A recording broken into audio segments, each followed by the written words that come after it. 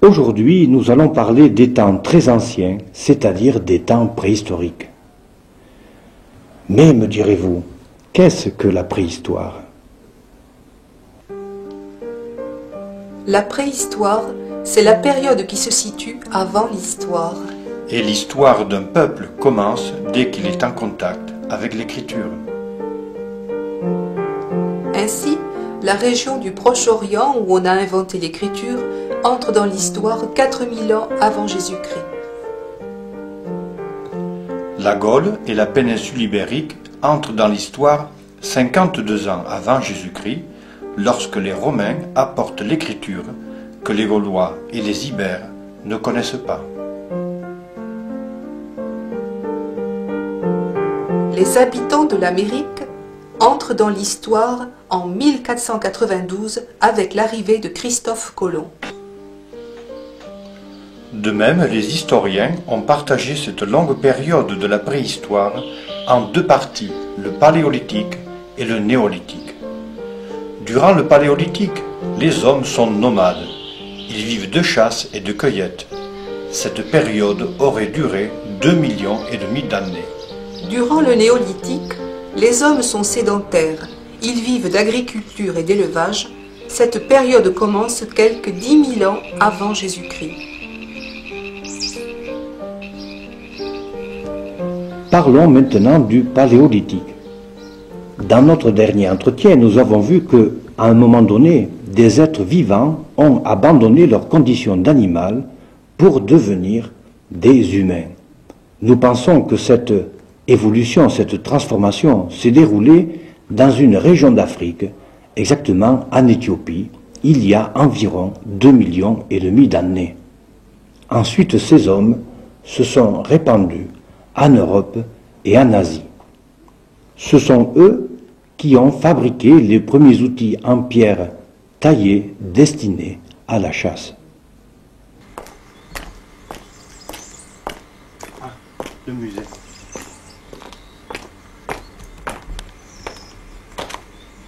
Alors, comment allez-vous? Très bien. Allez, allons-y.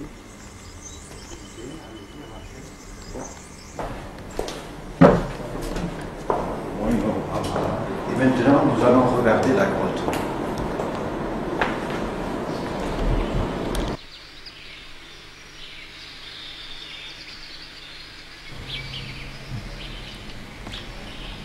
Et il a fallu des conditions exceptionnellement favorables de température, d'humidité, pour que des ossements et des outils traversent les millénaires et se conservent jusqu'à nos jours.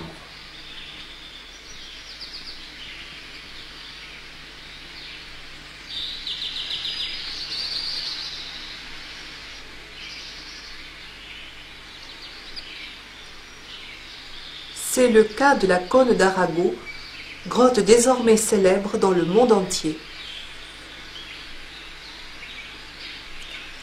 On a découvert des outils en pierre. Galets taillés pour fabriquer des épieux nécessaires à la chasse, pour dépecer les animaux, écraser les os pour se nourrir de la moelle. Éclat retouché une face pour racler les peaux des animaux.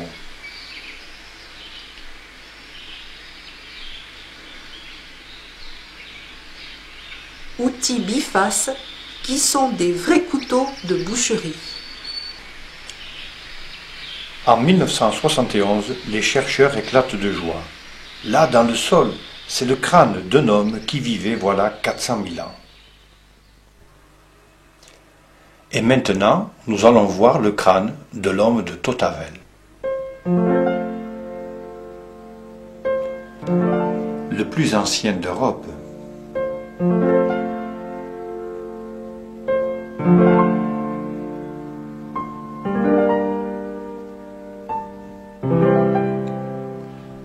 Le crâne présente un épais bourrelet osseux en visière au-dessus des orbites. Le front est fuyant et plat. Les mâchoires puissantes car, ignorant le feu, ils mangent de la viande crue, des graines, des racines. Puis les scientifiques passent à l'étude de l'intérieur de la boîte crânienne, car tout cerveau laisse une empreinte sur les os qu'il touche. La surprise des scientifiques est grande lorsqu'ils constatent que l'homme de Tautavel parlait. Son langage est simple, probablement.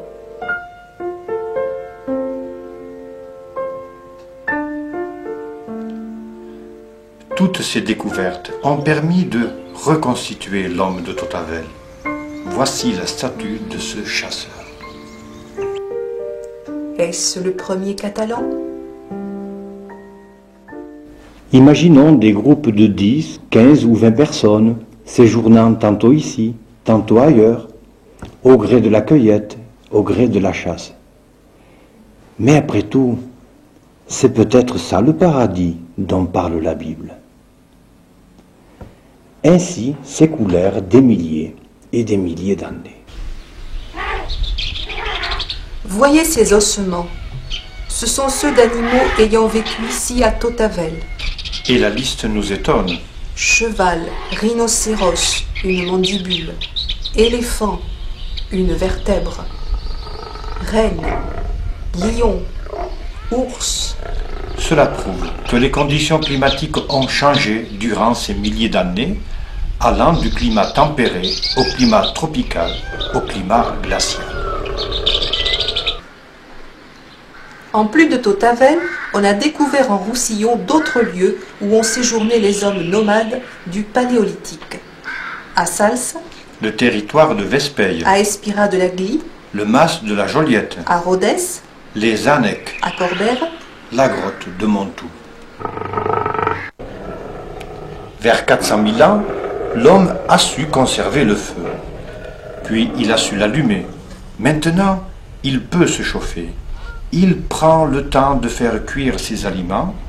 Il apprend à attendre la nourriture. c'est une victoire sur l'instinct. Il peut améliorer la fabrication des outils en durcissant le bois à la flamme. Le feu éloigne les bêtes féroces. La connaissance du feu a bouleversé la vie de l'homme.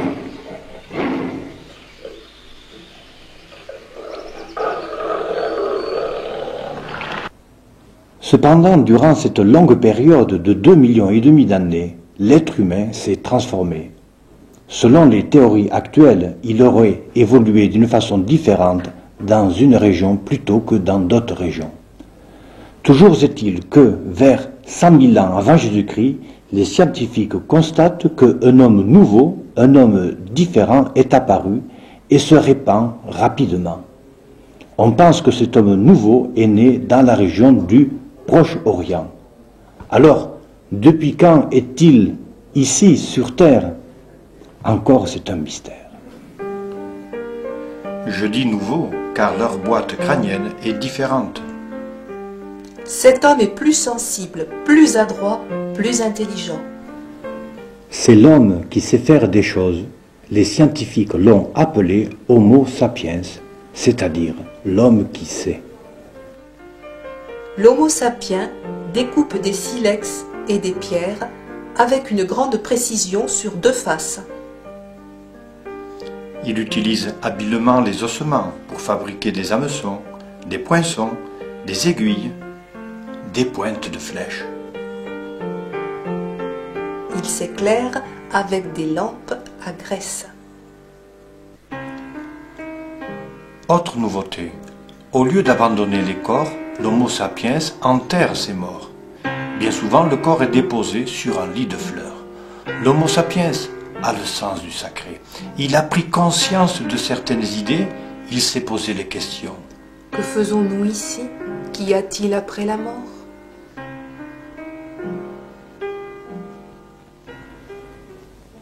Je pense que c'est l'apparition du sentiment religieux. Car, vers 25 000 ans avant Jésus-Christ, l'homme s'enfonce dans les grottes pour peindre ses animaux préférés, les animaux qu'il adore. Le bison, la vache, le cheval dans un réalisme plein de vie. Alors disons-le avec humour, car cet Homo sapiens, habillé comme nous, passerait aujourd'hui tout à fait inaperçu. quelques 10 000 ans avant Jésus-Christ, eh bien, un changement climatique va se produire. Les hommes assistent à un réchauffement. La glace, en Europe, recule et laisse la place à des forêts et à des prairies verdoyantes. La vie devient plus agréable. Cette vie plus douce est à l'origine de l'explosion démographique. L'Homo sapiens peuple le globe terrestre, tandis que l'homme du Paléolithique disparaît. L'Homo sapiens fabrique des colliers et des statuettes. On peut dire qu'avec lui, l'art se développe. Nous voilà arrivés 10 000 ans avant Jésus-Christ. Une époque nouvelle commence. Mais comment pourrais-je vous l'expliquer? Voyez ces deux dessins. Ça, c'est le Paléolithique. L'homme est un nomade en perpétuel déplacement. Il vit de chasse et de cueillette.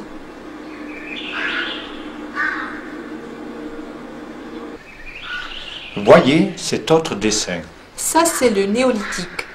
L'homme est devenu sédentaire, il cultive la terre et il élève les animaux qu'il a domestiqués.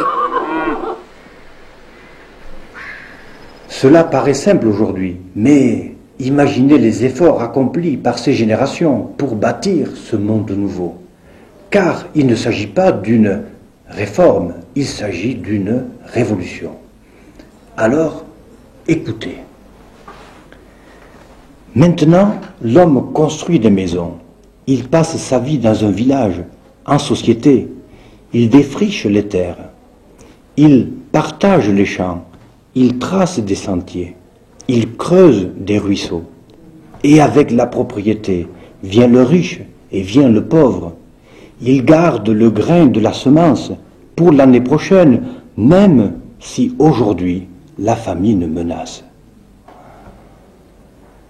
Quelle différence avec cet homme ancien qui vivait au jour le jour. Oui, ces générations, véritablement, se sont surpassées. Quelle volonté, mes amis! Maintenant, cet homme, cet agriculteur donc, adore ce qui touche à son mode de vie. Pour lui, Dieu, c'est le soleil, c'est la lune. L'homme étudie le cycle des saisons dans le temple solaire. Ainsi, pour établir cette nouvelle société, des tribus différentes et peut-être même opposées autrefois, ces tribus s'unissent et placent au-dessus d'elles un pouvoir fort, appuyé sur une religion respectée par tous. Bref, vous l'avez compris, nous assistons à la naissance de l'État. Je vous propose un exemple. La Haute-Égypte et la Basse-Égypte s'unissent autour du roi qu'on appelle Pharaon. C'est le pharaon qui représente le Dieu sur terre et qui possède le pouvoir. Bref, il associe la croyance à la crainte.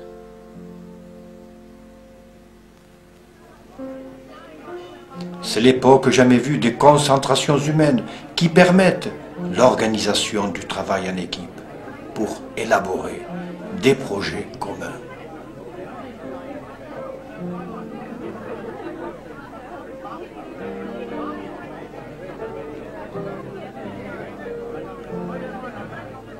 Comme les temples ou les pyramides.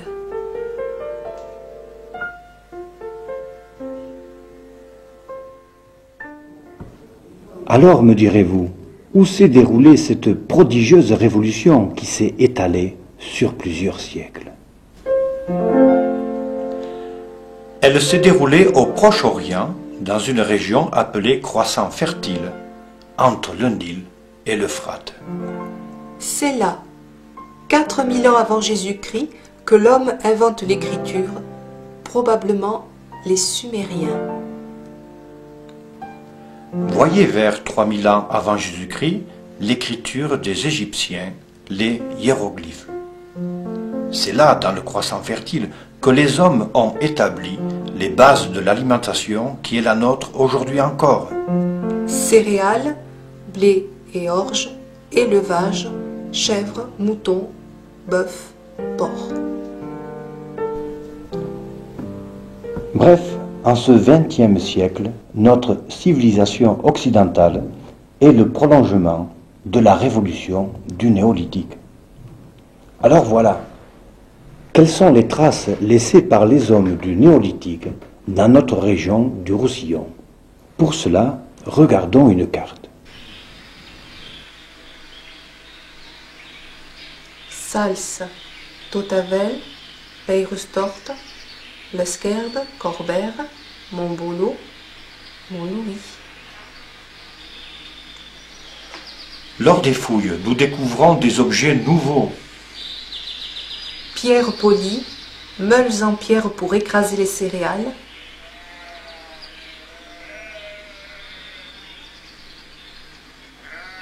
Vases et récipients en terre cuite.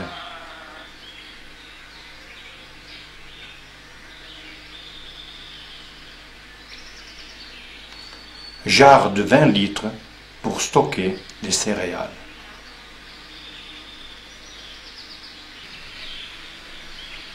On retrouve toujours cette volonté de vie en communauté dans les pratiques religieuses avec les dolmens qui sont des tombes collectives.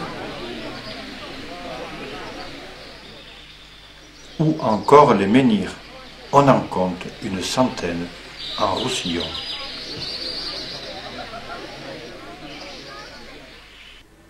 Or, la région du croissant fertile va encore étonner le monde, car c'est là-bas qu'on invente le travail du métal, c'est-à-dire la métallurgie. 7000 ans avant Jésus-Christ, le bronze, 1500 ans avant Jésus-Christ, le fer. Le fer sera travaillé chez nous vers 750 avant Jésus-Christ. Voici les lieux habités durant la période de la métallurgie.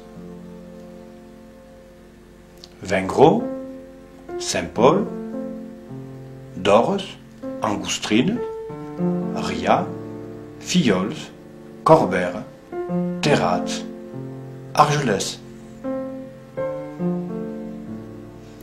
Deux exemples d'objets en bronze découverts en Roussillon.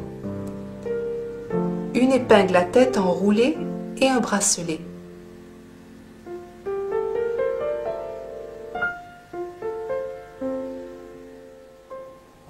C'est alors que vers l'an 1100 avant Jésus-Christ, l'Europe est envahie par des peuples aux pratiques religieuses particulières. Après avoir brûlé leurs morts sur un bûcher et recueilli les cendres dans une urne, ils enterraient ces urnes en pleine terre dans de vastes nécropoles. Vers 950 avant Jésus-Christ, cette pratique se généralise en Roussillon. À Millas avec 500 tombes, Ponteilla, Serralongue, Argelès, Canet.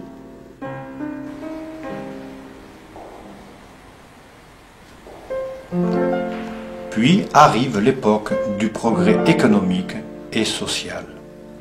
On le remarque avec les amphores, les bijoux, les armes. En Roussillon, de grandes villes apparaissent comme Île-d'Ibéris et Russino. Mais c'est l'époque de l'insécurité. Maintenant, on se réfugie sur les hauteurs que l'on appelle des Oppidas. Fini les temps heureux du paléolithique et du néolithique. Arrive le temps des guerres et des traités de paix. C'est l'époque de nos ancêtres, les Ibères. Débarquent également sur nos côtes deux peuples, les Carthaginois et les Grecs. Notre région va entrer maintenant dans l'histoire. Et ceci, nous le verrons dans notre prochain entretien.